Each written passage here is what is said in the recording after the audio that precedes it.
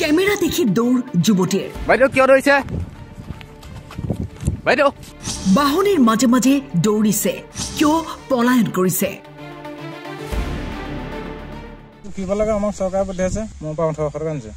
ঘটনা উজনি মাজুলীৰ ভূমি জৰীপৰ নামত ৰাইজৰ পৰা ধন সংগ্ৰহ কৰাৰ অভিযোগ জৰীপ কৰিবলৈ অহা দলটোৰ বিৰুদ্ধে আৰু হঠাৎ কেমেৰা দেখি লাগিল দৌৰা-দৌৰি চৰকাৰে মাজুলীৰ ৰাজহ গাঁওসমূহৰ পৰিধিৰ পৰা বাহিৰত থকা গাঁওসমূহৰ ভূমিৰ জৰীপ প্ৰক্ৰিয়া চলাই আছে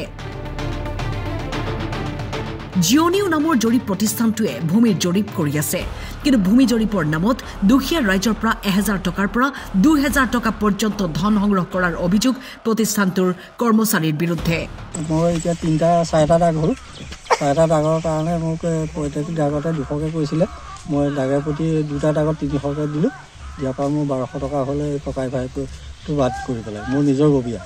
সেইটো যিমানখন মাটি মই দখল কৰি আছিলোঁ সেইখনৰ বাবদ তেওঁলোকে 1200 টকা মোৰ পৰা নিছে প্ৰত্যেক ঘৰ মানুহ পাই নিছে প্ৰত্যেক ঘৰৰ পৰাই যাৰ যেনেকৈ পৰিছে ধৰক এটা দাগ বুলি পেলাই 200 টকা লৈছে আৰু তাত একঠা হ'ব এটা দাগ হয়তো 10 কঠাই এটা দাগ যদি একেটা লিষ্টত থাকে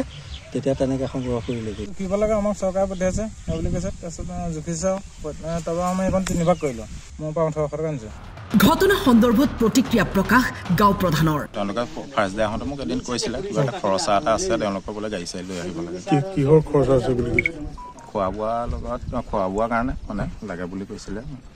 মানে অতিৰিক্ত পইচা নহয় বোলে কিবা এটা সামান্যতম কিবা এটা ল'ব বোলে খোৱা বোৱা যাতায়াতৰ কাৰণে বোলে সেইটো কৈছে দাগ এটাতে 200 টকা বা 100 টকা তেনেকৈ লৈছে কিন্তু আমি এতিয়া গম পোৱা মতে আমাৰ যিটো অভিযোগ যিটো কল ৰেকৰ্ড আছে তেওঁলোকে 400ৰ পৰা 1000 টকা ভিতৰত লৈছে পইচা মই থকাত মানে এটা দাগত তেওঁলোকে তাৰ অতিৰিক্ত পইচা লোৱা নাই মই 200 টকা লোৱা দেখিছোঁ কিন্তু তাতকৈ অধিক লোৱা নাই পইচা এনেদৰে ধন সংগ্ৰহ কৰা বিষয়টোক লৈ বিভাগীয় কৰ্তৃপক্ষই কি ব্যৱস্থা গ্ৰহণ কৰে সেয়া হ'ব লক্ষণীয় মাজুলীৰ পৰা ৰাজীৱ দত্তৰ ৰিপৰ্ট টাইম 8